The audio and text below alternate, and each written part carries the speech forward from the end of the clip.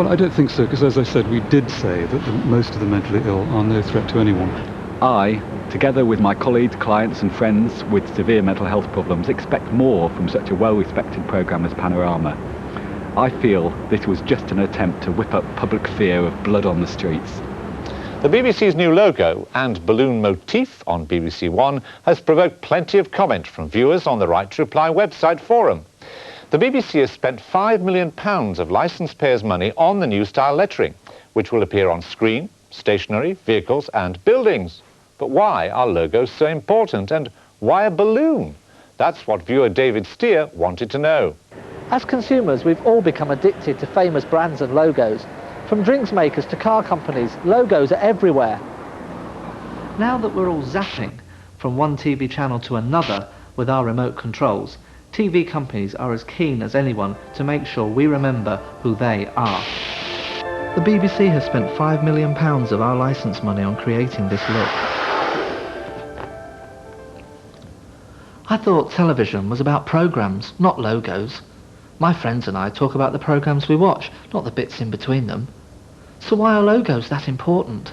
Logos are very important because they are representative of an awful lot of ideas that are attached to them. So if you like, it's a short form way of reminding people about an experience. Not much thought appeared to go into the early TV logos. In 1959, Anglia Television's chairman bought his channel's first logo from a jeweller's on his way home. The props department added a flag with the word Anglia. After all the computer-generated wizardry of the 1980s, I think the BBC's new look is old-fashioned. I wonder, why do TV logos go out of fashion when other companies, such as Volkswagen and Shell, stick with theirs? Television is naturally a very fast-moving medium.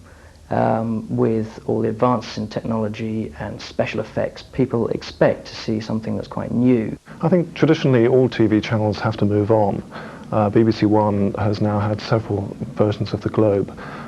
We launched the last one, I think, in 1991, so we've had 6 years of it. And I think we just want to carry the Globe forward and find just a new way of talking to the audience via the Globe. Thankfully, the BBC decided to keep the lovable too. But I'm not sure about the new letters grafted on underneath. Some have criticised the lettering as being a bit old-fashioned. Were there any other ideas that you actually rejected? Yes, there were. We went with this because the gilt typeface we found was very elegant and very sort of timeless. We wanted a typeface which didn't necessarily reflect an awful lot of personality, because it's actually the identities of the channels and the radio stations which carry the personality. So, logos are here to stay, although it looks like they'll keep on changing as fashions come and go. But one final question to the BBC.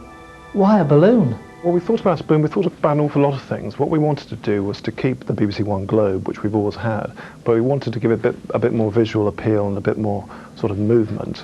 We also wanted to represent the whole of the UK in the identity and actually reflect Scotland, Wales and Northern Ireland much more than we'd ever been able to do with the old logo.